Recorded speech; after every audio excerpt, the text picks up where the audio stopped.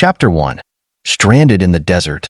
The desert stretched on, vast and unrelenting. A sea of endless sand that shimmered under the brutal twin suns. Ethan Wells trudged forward, his legs aching with every step as the sand shifted beneath his boots. The dry wind bit at his skin, carrying the sting of fine dust that clogged his throat and nose. Behind him, Elia staggered, her delicate, silver-blue form seeming out of place in this harsh environment.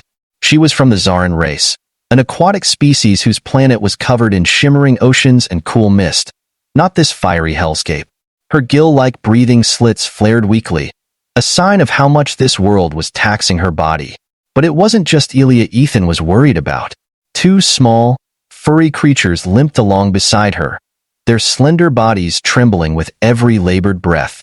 Tira and Zaylin, her beloved pets, were native to the oceanic waters of her homeworld. Their smooth, webbed feet and water-adapted gills were meant for swimming, not walking across an arid wasteland. Yet here they were, stranded in a desert where every step seemed to drag them closer to death. Ethan cursed himself for their predicament. It wasn't supposed to go like this. Their mission to survey the desert planet had been routine. A simple exploration of an uncharted region to gather samples and catalog resources. But the planet's unpredictable weather had caught them off guard. A massive sandstorm, larger than any recorded in the system's archives, had swept across the desert with no warning. Their ship had been grounded, its systems fried by the storm's magnetic interference. Now, they were stranded, with no way to contact their home base and no indication of when or if rescue would come. The twin suns bore down on them mercilessly, baking the sand beneath their feet until it seemed like they were walking on the surface of a star. The temperature had risen steadily since morning, and now it was well above what any species could reasonably survive. They had been walking for 2 days, trying to reach a set of distant mountains that their ship's sensors had indicated might have water or some sort of shelter. But the mountains were still a distant smudge on the horizon, mocking them with how far away they still seemed. "Ethan," Elia gasped from behind him, her voice barely above a whisper. He turned to see her leaning heavily on her staff, her face pale. Her deep blue eyes, normally bright and full of curiosity, were dull with exhaustion. "We need to stop," she said. "Tira and Zaylin, they can't go any further. I don't know how much longer they can hold on." Ethan's heart sank as he looked down at the two small creatures.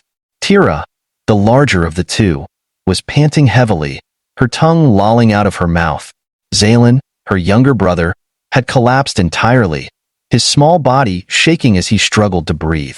Their once glossy fur was matted with dust, and their gills fluttered uselessly in the dry air, desperately seeking moisture that wasn't there. Ethan felt a lump form in his throat. He had grown fond of the little creatures over the course of their mission. They were intelligent, loyal, and had a bond with Elia that was undeniable. Seeing them suffer like this was a blow to his heart. But what could he do? They were out of water.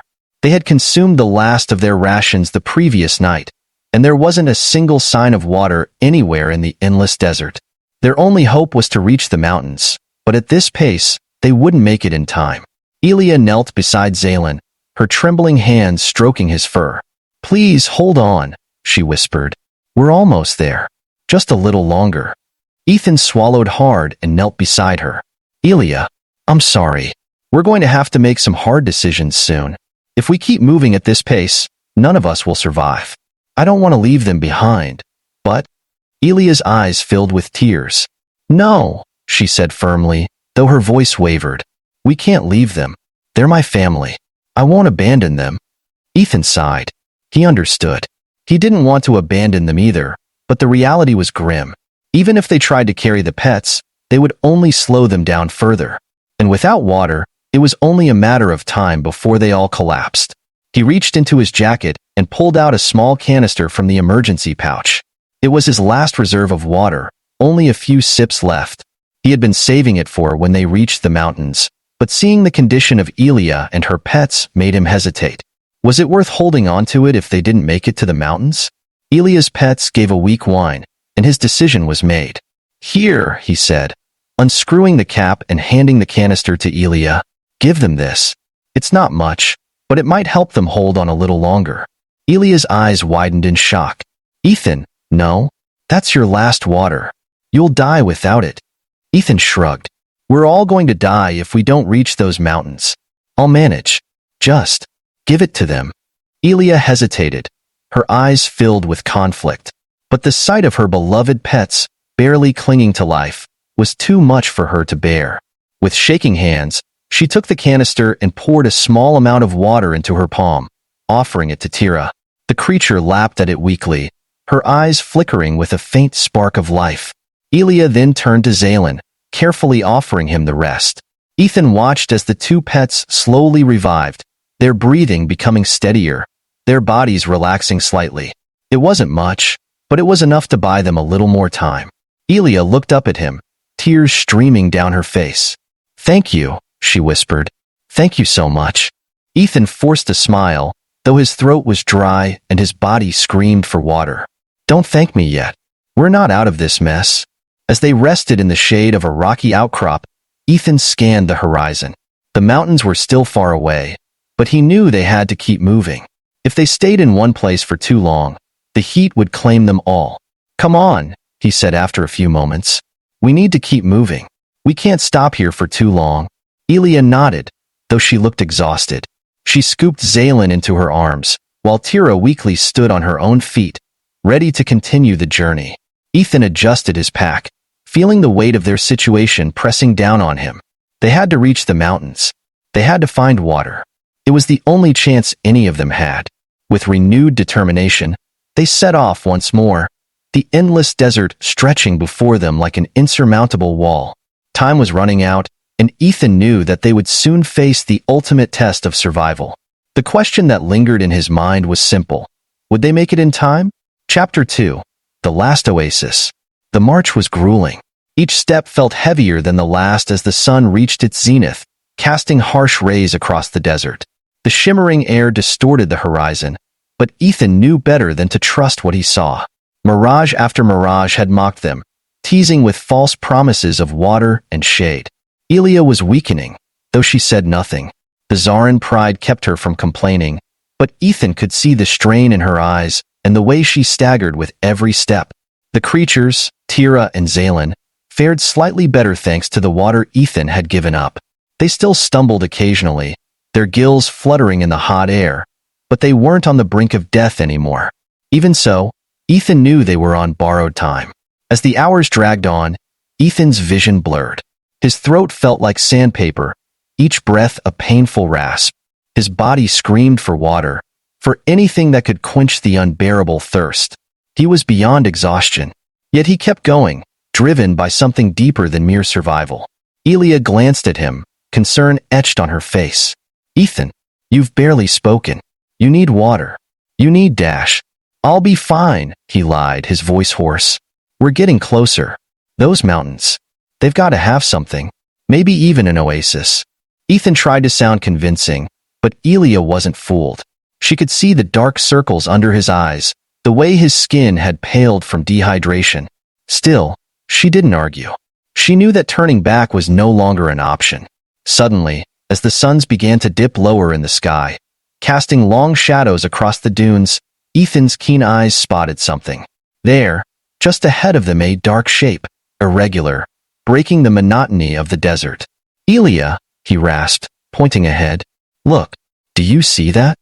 She squinted, then gasped in recognition. Yes, it could be. It might be. An oasis. Her hope surged, and without waiting, she picked up the pace, nearly stumbling as she hurried toward the distant shape. Ethan followed, his legs burning with each step, his mind fixed on one thought. Please, let it be real. As they drew closer, the shape resolved itself into a cluster of jagged rocks surrounding a small depression in the earth. The sun cast eerie shadows across the area, but what caught their attention was the glimmer of water nestled at the base of the rocks, a small, precious pool. "It's real," Elia whispered, her voice choked with emotion. She ran forward, dropping to her knees beside the water. She dipped her hands into the pool and brought the cool liquid to her lips, her body trembling with relief. "Ethan, we made it." Ethan staggered behind her, falling to his knees. The sight of the water was almost too much for him. His head swam with dizziness, but he forced himself to remain focused. Elia splashed a little water toward Tira and Zalen, who eagerly drank from the edge of the pool. The transformation was immediate. Their bodies seemed to regain a spark of life, their eyes brightening as they lapped up the water with desperate thirst.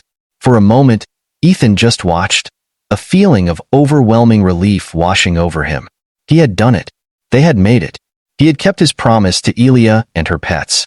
But as he bent down to take his own sip of the water, a strange sound echoed through the stillness of the desert. It was faint at first, a low, rhythmic rumble that seemed to come from beneath the ground. Ethan froze, his hand hovering over the water. He exchanged a glance with Elia, who had also heard it. What is that?" she asked, her voice barely above a whisper. The rumbling grew louder, and the ground beneath them began to tremble. Ethan scrambled to his feet, his heart pounding in his chest. Something wasn't right. Suddenly, the rocks around the oasis began to shift and move. What they had thought was just a natural rock formation was, in fact, something else entirely. Massive, stone-like creatures began to rise from the earth, their bodies made of desert stone, their eyes glowing with a deep, molten heat. "Run!" Ethan shouted, grabbing Elia's arm and pulling her away from the water. Tira and Zalen yelped in panic as the creatures fully emerged, towering above them like ancient guardians of the desert. The largest of the creatures, a towering stone figure with glowing red eyes, stepped forward. It let out a deafening roar, shaking the very ground beneath their feet. "We've trespassed on their territory," Elia shouted, her eyes wide with fear. Ethan cursed under his breath. The oasis wasn't just a natural spring, it was a sacred place guarded by these desert beings, creatures who clearly didn't appreciate their presence. Without hesitation, Ethan pulled Elia behind him, shielding her as best he could.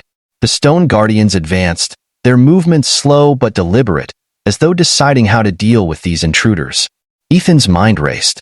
They couldn't outrun these things in the desert. Fighting them seemed impossible, but there had to be another way. "Elia," he whispered urgently, "can you communicate with them? Can you tell them we're not a threat?" Elia shook her head, trembling. "I've never encountered anything like this before. I don't know if they can understand us." Desperation clawed at Ethan. There had to be anything they could do to avoid being crushed under these massive creatures. And then it hit him. The water. He turned back to the pool. The guardians hadn't attacked until they had touched the water. It wasn't just sacred, it was what the creatures were protecting. Ethan swallowed, his throat dry and burning. But he knew what he had to do. "We have to show them we mean no harm," Ethan said quietly, pulling out the last few drops of water he had in his reserve canister. With trembling hands, he stepped forward, showing the creatures the canister, and slowly poured the water back into the pool. The largest of the guardians rumbled again, but this time it paused, watching Ethan's gesture closely. The molten glow in its eyes dimmed slightly, as if considering the human's act of respect. Ethan held his breath, hoping beyond hope that this would be enough. For a tense moment, nothing happened. Then, the creature let out a deep, rumbling sound that was almost like a sigh. Slowly, it backed away from the water's edge, the other guardians following suit. They're letting us go," Elia whispered in disbelief. Ethan nodded, his body sagging with relief. They had been spared, but only just. As the guardians retreated into the sand, he felt the weight of exhaustion finally take hold. "We need to rest," Ethan muttered, collapsing onto the sand beside Elia. "And then, we get off this planet." Chapter 3. Escape? Ethan lay on the cool sand, his chest heaving as he tried to catch his breath. The tension from the encounter with the desert guardians still pulsed through him, but for now, they were safe.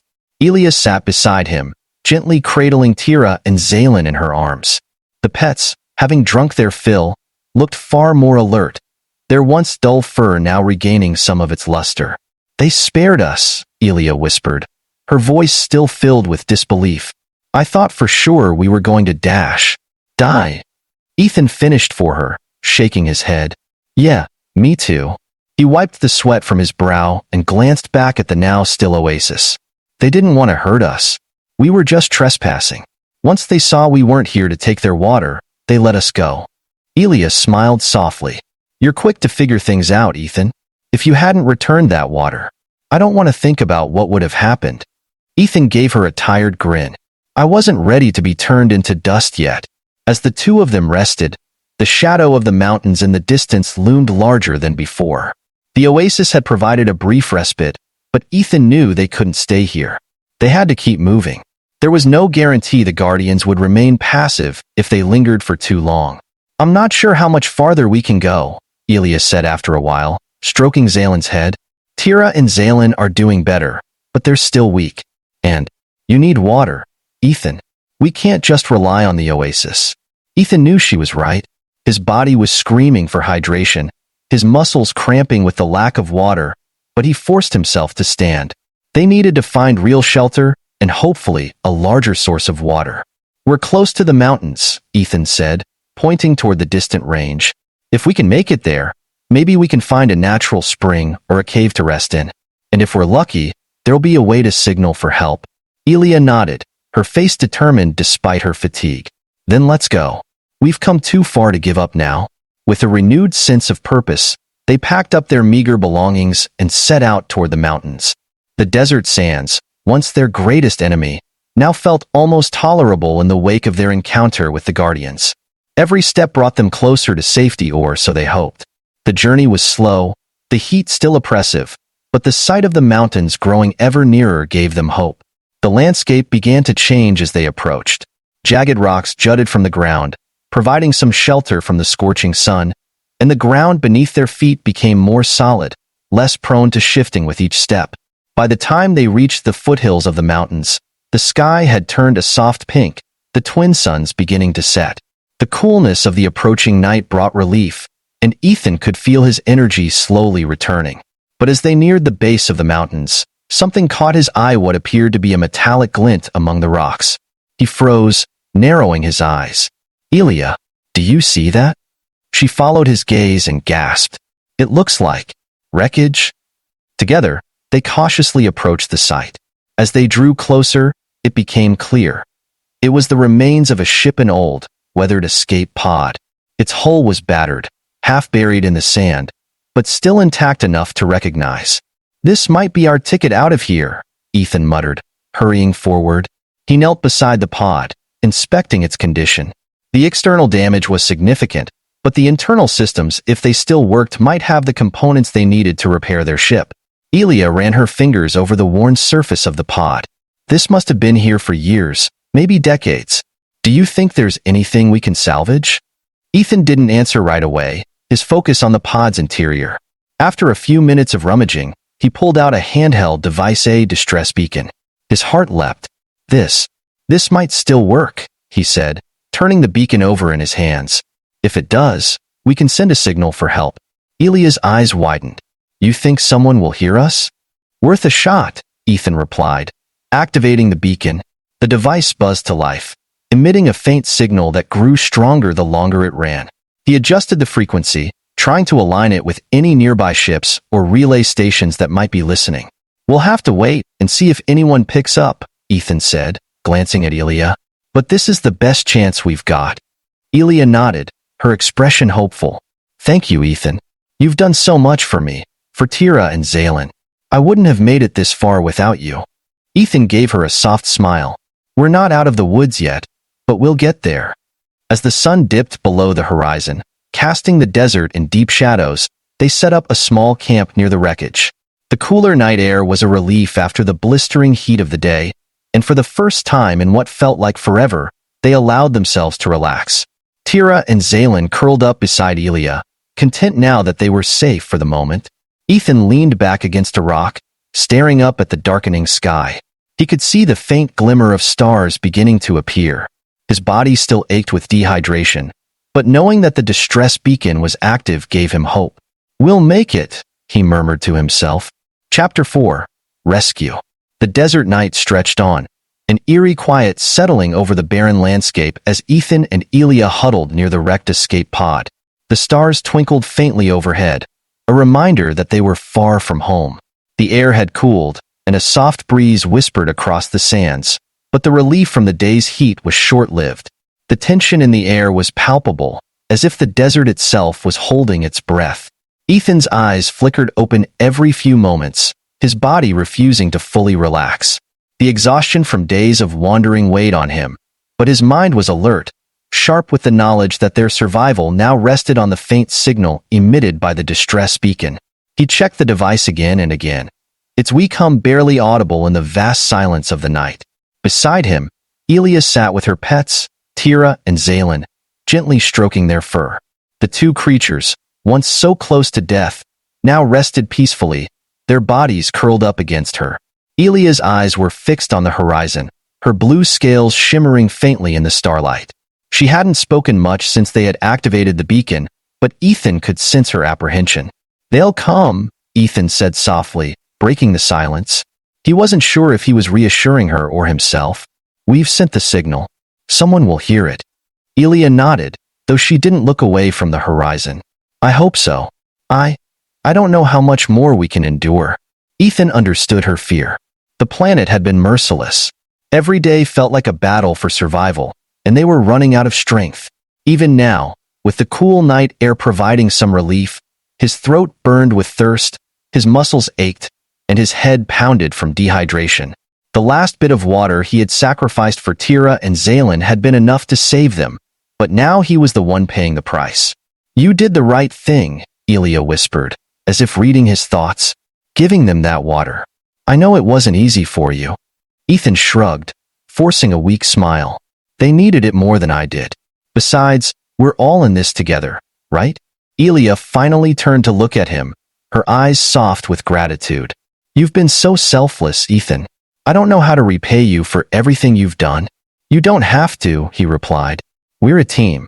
We help each other." Silence fell between them again, but it was more comfortable this time. The bond they had formed over the past few days was unspoken but undeniable. Despite their different worlds and species, they had become each other's lifeline. Hours passed slowly. Ethan fought to stay awake, but his body begged for rest. He had to conserve what little energy he had left. With a final glance at the beacon, still blinking faintly, he allowed himself to close his eyes. Sleep took him, though it was restless, filled with fragmented dreams of endless sand and giant stone guardians rising from the earth. Suddenly, the ground beneath him trembled. Ethan shot upright, his heart pounding in his chest. Elia was already on her feet, her eyes wide with alarm. "Do you feel that?" she asked, her voice tight with anxiety. The low rumble in the distance grew louder, and Ethan's pulse quickened.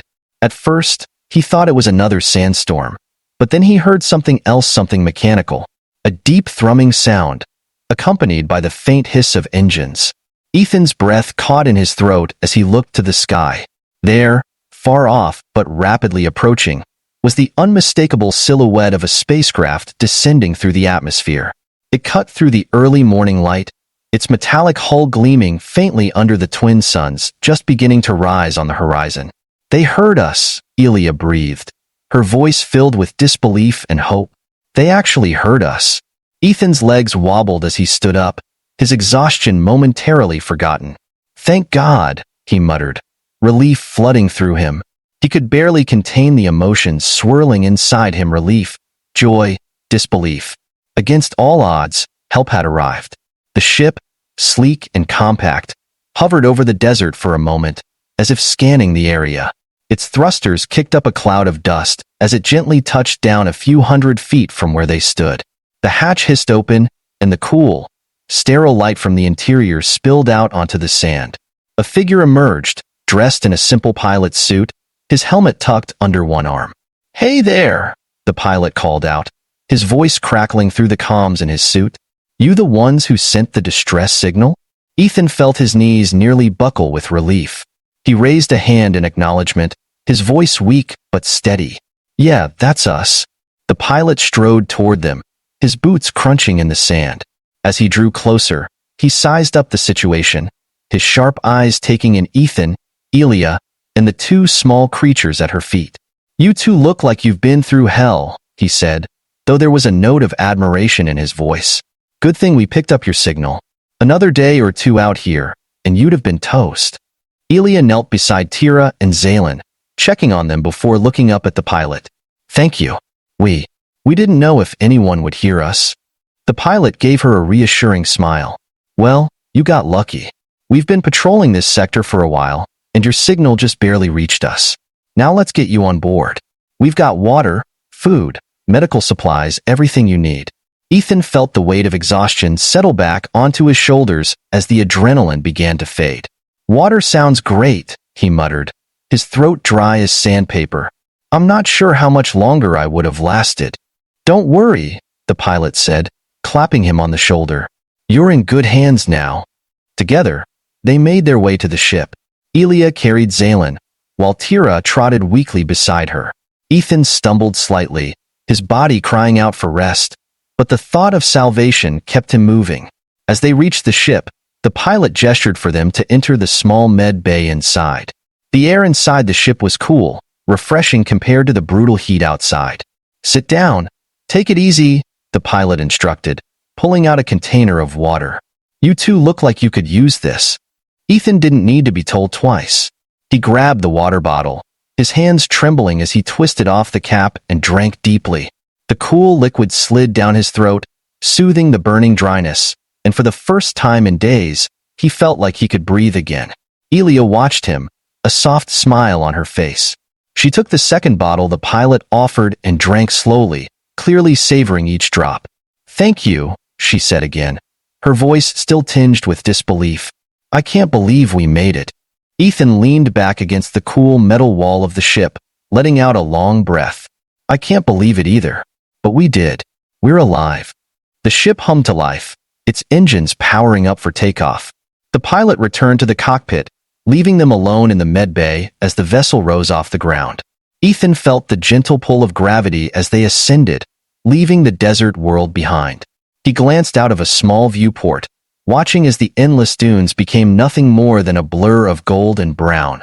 "We're going home," Elia whispered, her voice filled with awe and relief. Ethan turned to her, smiling. "Yeah, we're going home." Epilogue. A new beginning. Ethan stood quietly on the observation deck of the starport, gazing out into the vast expanse of space. The gentle hum of starships docking and departing filled the air, a comforting background noise that grounded him in the present. It had been 2 weeks since their dramatic rescue from the desert planet, but the memories of that ordeal were still vivid in his mind. The blistering heat, the endless stretches of sand, the dehydration that nearly claimed their lives, those images would likely haunt him for some time. But now, standing here in the safety of the starport, it all felt distant, like a bad dream that had finally faded. Next to him, Elia stood quietly, her silver-blue skin shimmering under the soft, artificial lights of the space station. The Zarin girl had made a remarkable recovery. Her skin, once cracked and dry from the oppressive desert heat, was now smooth and radiant again. She looked like she belonged among the stars, a graceful presence against the backdrop of the cosmos. At her feet, Tira and Zaylin, her two beloved pets, frolicked playfully, their energy fully restored. They darted around, their tails wagging happily, completely unaware of how close they had come to death just days before. The sight of them brought a smile to Ethan's face. He had grown attached to the creatures during their time together, and seeing them healthy again was a reminder of why he had made the sacrifices he did. "I still can't believe we're here," Elia said softly, breaking the comfortable silence. Her voice was filled with a sense of wonder, as if she, too, was struggling to process everything that had happened. Ethan turned to look at her, his own expression reflecting the same disbelief. "I know what you mean. Feels like a lifetime ago that we were stuck out there, fighting just to survive." Elia's eyes softened as she gazed at the stars. "I thought we were going to die. I thought I'd never see the stars again." Ethan was quiet for a moment, reflecting on her words. He had felt the same despair out in that desert, especially in those final moments when the water had run out and all hope seemed lost. But they had survived. They had been rescued, thanks to the beacon and the sheer willpower that had kept them moving forward, even when every step felt impossible. "You're here now," Ethan said, his voice firm, "and that's what matters." Elia turned to face him, her deep blue eyes shimmering with gratitude. "We're here because of you, Ethan. You saved us. You saved Tira and Zaylin when I had almost given up. If it weren't for you." She trailed off, her voice breaking slightly. Ethan shook his head, a faint smile tugging at the corners of his mouth. You don't have to keep thanking me. We made it because we stuck together. You were just as strong as I was out there." Elia's expression grew more serious. "No, Ethan. You gave up your last water for them. You put their lives before your own. I'll never forget that. Ever." The memory of that moment, the decision to give up his last reserve of water flooded back to him. It had been a hard choice, but looking at Tira and Zaylin now, full of life and energy, he knew it had been the right one. Their survival was worth every bit of the suffering he had endured afterward. "You would have done the same," Ethan said softly. "They're your family." Elia nodded, but her eyes were filled with admiration. "I don't know if I would have had the strength. You did something that most people wouldn't. You gave up your chance to survive for them. That's more than courage, it's selflessness." Ethan wasn't sure how to respond to that. He wasn't used to being praised like this, especially not for something that, to him, had felt like the only choice he could make. He shifted awkwardly, trying to downplay his actions. It wasn't anything special, just instinct. Elia stepped closer, her expression soft but determined. "It was more than that, Ethan. You're a good person. The galaxy could use more people like you." Ethan chuckled softly, shaking his head. "I don't know about that. I'm just a guy who got lucky enough to survive." Elia reached out, placing a gentle hand on his arm. Her touch was cool, a reminder of her aquatic nature, but there was warmth in the gesture. "No, you're more than that. You're a friend, and I'll never forget what you did for me and my family." Ethan looked into her eyes, feeling the weight of her words sink in. There was sincerity in her gaze, a deep gratitude that went beyond mere words. It was a bond they had forged in the fires of survival, a connection that would last far beyond their time on that desert planet. "You're welcome," he said quietly, his voice thick with emotion. "I'm just glad we made it out." Elia smiled, a beautiful, genuine smile that lit up her entire face. "We did. And now, we have a new beginning." Ethan looked out at the stars again, the endless void stretching out before them. A new beginning. It was a strange thought. After everything they had been through, after coming so close to death, the idea of starting over felt surreal. But it was true. They had survived, and now the future was wide open.